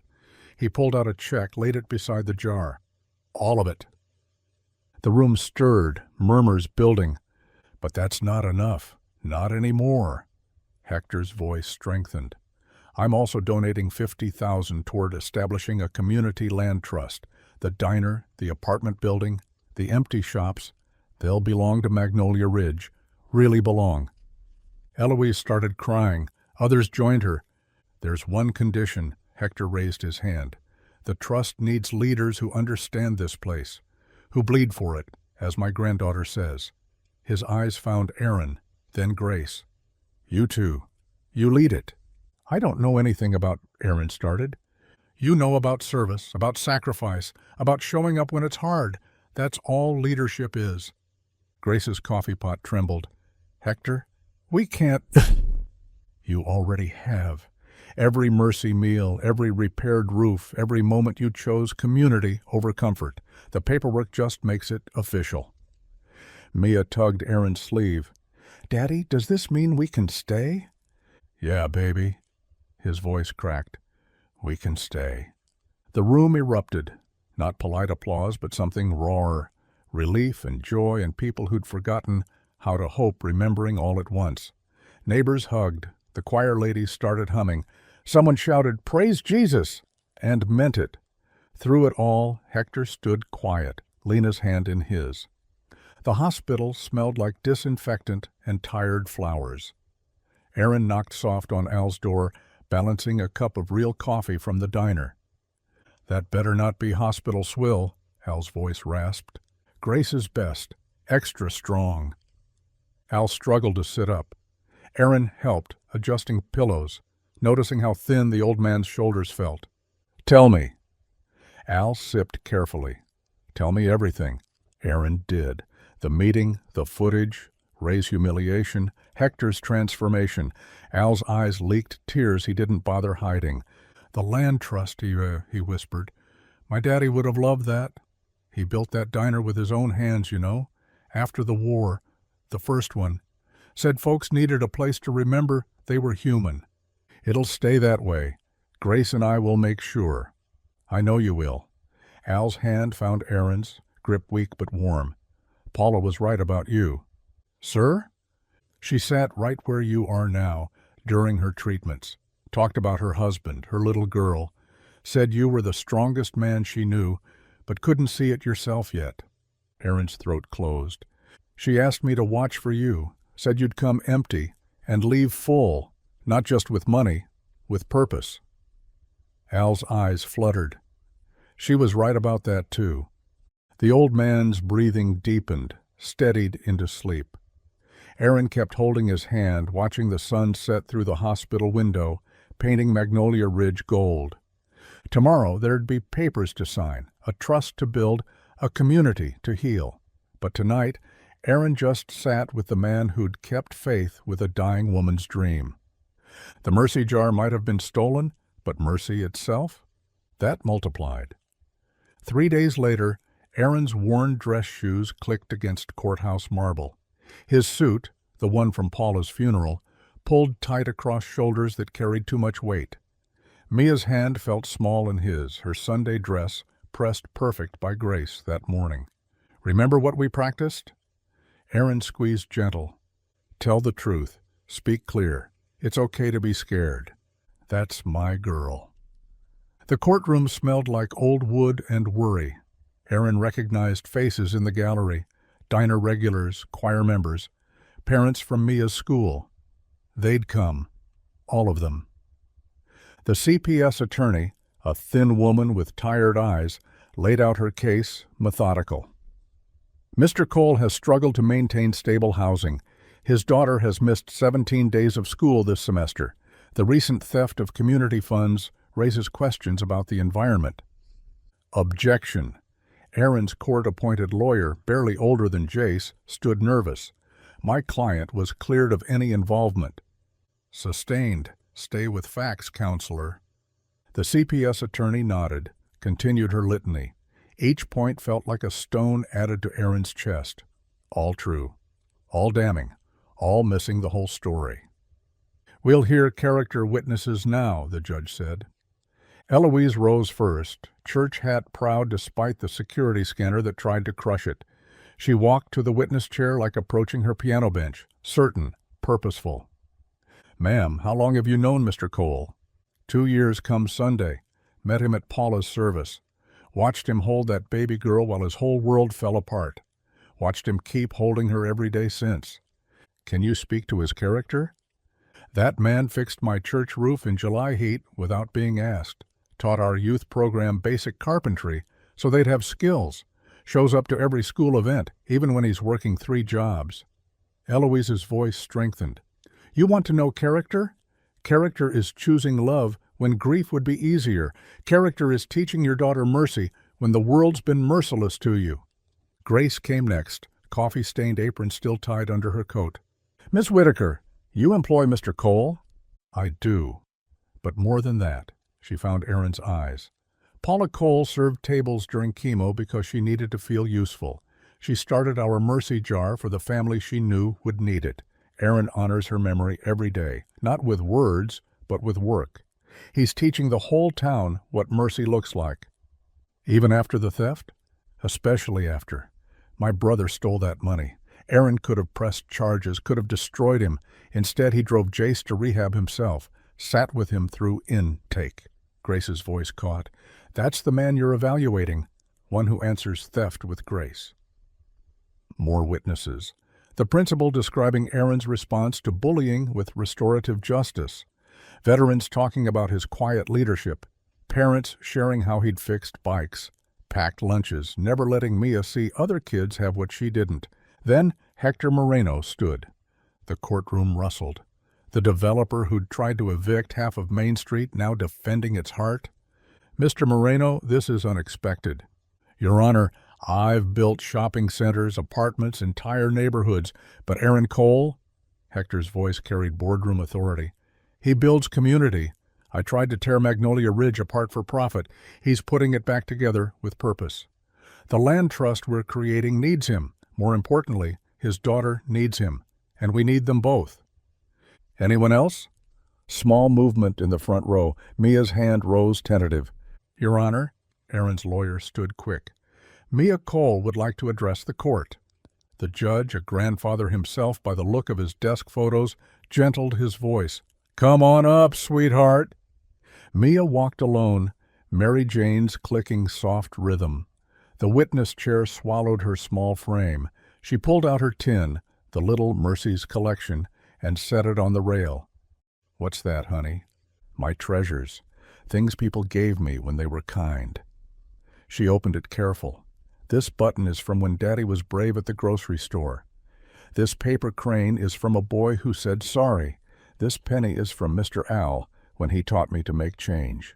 That's beautiful. Did you want to say something about your daddy? Mia lifted her chin, found Aaron's eyes. We have a lot of helpers now. Miss Grace makes sure I eat breakfast. Miss Eloise teaches me piano. Mr. Al shows me card tricks. Lena helps with homework. Her voice steadied, grew sure. But Daddy is my home, not our apartment, not the diner. Him. When I have nightmares about Mama, he sings her songs. When I'm scared about money, he says God's got us. When bad things happen, he shows me how to make them better. She pulled one more thing from her tin, a folded dollar bill, soft with handling. Mama gave me this before she went to heaven. Said to save it for when someone really needed it. I think the judge needs it, to remember that mercy matters more than mistakes. She set the dollar on the judge's bench, walked back to Aaron. The courtroom held its breath. The judge cleared his throat, once, twice, picked up the dollar with shaking hands. In 20 years on this bench, I've never...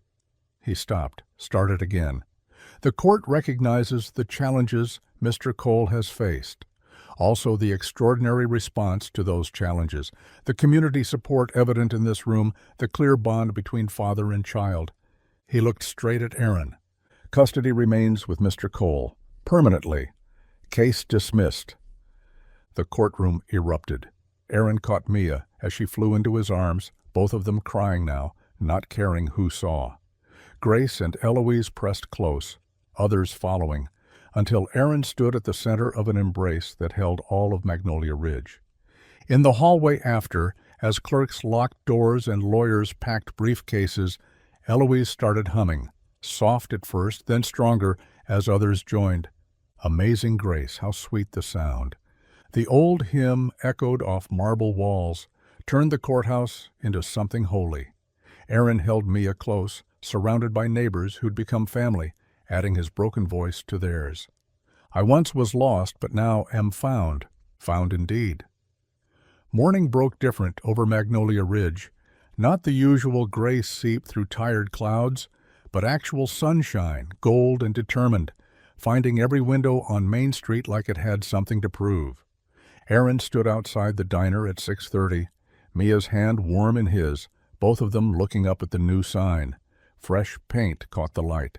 Whitaker's Community Kitchen. Underneath, in smaller letters, a project of the Magnolia Ridge Land Trust. Daddy, it's perfect. Perfect felt too big a word. But standing there in clean work clothes, his new uniform as operations lead, with his daughter safe beside him and a steady paycheck coming, Aaron let himself believe in something close to it. Inside, controlled chaos. Louise commanded the senior brigade at prep stations, their practiced hands making biscuit dough dance. 3 veterans Aaron knew from the VA worked on wobbly chairs, power tools singing, sawdust catching morning light. Teenagers Lena had recruited strung lights for Friday's art night, their laughter bouncing off walls that remembered harder sounds. "Coffee's fresh," Grace called from behind the counter. Not to anyone specific, but her eyes found Aaron's, held them a beat longer than necessary. The past week had shifted something between them, not romantic, not yet. Too much healing still needed. But friendship deepening into something that made Aaron remember what partnership felt like. How she'd stood beside him at the custody hearing. How she'd cried on his shoulder after confronting Jace. How their hands brushed now when passing plates, neither pulling away. First day nerves? She poured coffee without him asking, already knowing he took it black with 1 sugar. First day gratitude. The framed deed hung behind the register where everyone could see. Not owned by any one person, but held in trust for all of Magnolia Ridge. Below it, they'd mounted Paula's original note in a simple frame, the one that started everything. Al wheeled himself through the front door, 2 weeks out of the hospital and refusing any help with the ramp. "'Bout time we opened proper. Been closed so long folks'll think we forgot how to cook." But his grin spread wide, taking years off his face. Grace kissed his forehead while Aaron adjusted his chair at the corner booth, Al's permanent spot now, where he could see everything, direct traffic, tell stories. "Mia, honey, come help me with something." Al pulled out a deck of cards, worn soft. "Need to teach you my famous 4-ace trick.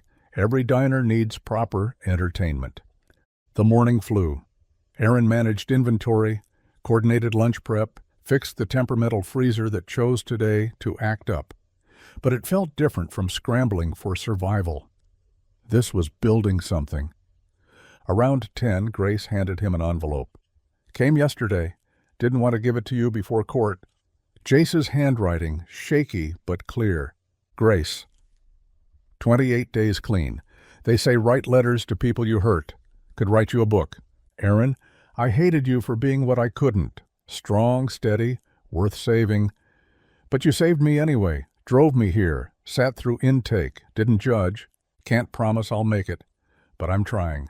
Actually trying this time. Tell Mia I'm sorry I took what was hers. When I get out, if you'll let me, I want to help rebuild what I broke. J. Aaron folded the letter careful, handed it back to Grace. She pressed her hand over his on the counter, just for a moment. But Eloise noticed, smiled to herself, kept humming. Lunch rush hit different too. Not desperate people grabbing charity, but neighbors supporting neighbors. The pay-what-you-can model meant dignity stayed intact. Construction workers from the new housing development sat next to retired teachers. Kids from the high school mixed with veterans from the senior center. Hector arrived at 2, Lena beside him. He'd aged backwards these past weeks, some weight lifted that money couldn't buy off. Aaron, a word? They stepped outside while Lena helped Mia organize art supplies. The scholarship funds established. Full ride to culinary school, room and board, living stipend, Paula Cole Memorial Scholarship. Hector pulled out the paperwork. But I want you and Grace on the selection committee. You know what this community needs. Hector, I don't know what to... Don't say anything. Just build something that lasts. Something my granddaughter can be proud her family helped create. Inside, Mia had covered a table with paper, teaching younger kids to fold origami hearts. Each one different, imperfect, beautiful in its trying. She'd written on every single one, "Mercy lives here." The afternoon settled into rhythm. Aaron found himself beside Grace at the prep station, their movements synchronized without thought. She hummed something low, maybe a hymn, maybe just contentment. He caught himself almost humming along. "Your brother's going to make it," he said quiet, julienning carrots. "How do you know?" "Because he wants to, finally wants to. That's more than half the battle." She bumped his shoulder, gentle. "Thank you for driving him, for not pressing charges, for believing he could change. Mercy's not just for the deserving. Paula taught me that." Evening painted Main Street amber. Aaron locked up while Mia carefully wrapped something in a napkin. "What's that, baby girl?" She opened her tin, placed the napkin inside Precious, unfolded it to show him signatures from everyone who'd worked today. Al's shaky letters, Eloise's perfect script, Grace's loops and curves, even Hector's formal signature. Lena had drawn tiny hearts around the edges. "We're building something that lasts," Mia said, echoing Hector's words without knowing. Aaron pulled her close, looking through the window at their reflection. Father and daughter, framed by this place that had saved them while they saved it back. Tomorrow would bring its own challenges. The land trust needed organizing. The kitchen needed systems. Jace needed continuing support. The town's old wounds needed patient tending. But tonight, walking home under actual stars, when had he last noticed stars? Aaron felt something he'd thought died with Paula. Not happiness exactly, but hope. Solid and spreading, like mercy multiplied. 3 weeks had turned Main Street into something Aaron barely recognized. Not the buildings, those stayed worn at the edges, honest in their age, but the feeling. Life pumped through the old bones again. Choir night packed the diner full. Eloise had her singers arranged by the window, their voices floating out to folks gathered on the sidewalk. Some hymns, some Motown, some songs that lived between sacred and everyday, the kind Paula used to hum while cooking. Aaron watched from their booth, the same one where he'd spent his last $5 a lifetime ago. Mia sat beside him, teaching Lena a string game Paula had taught her. Grace slid in across from them, carrying coffee and Mia's favorite apple juice. "Jace called," Grace said soft, under the singing. 30 days tomorrow. Says the woodworking program's keeping his hands busy." "Good. Idle hands and all that." Aaron accepted the coffee, their fingers brushing. Not an accident anymore, these small touches. "Veterans group meets Thursdays. He's welcome." Mia looked up from her string maze. "Can we visit him?" "When he's ready, baby girl. Sometimes healing needs space." The choir shifted into Wade in the Water, Eloise's voice leading strong. Half the diner joined in, harmonies building natural as breathing. Old Mrs. Chen from the pharmacy swayed in her seat. The Morrison boys, construction workers with voices like rumbled stone, added bass that shook the windows gentle. Al wheeled himself over, stopping beside their booth. "Aaron, that new freezer unit working out?" "Like a dream. No more midnight wrestling matches with the thermostat."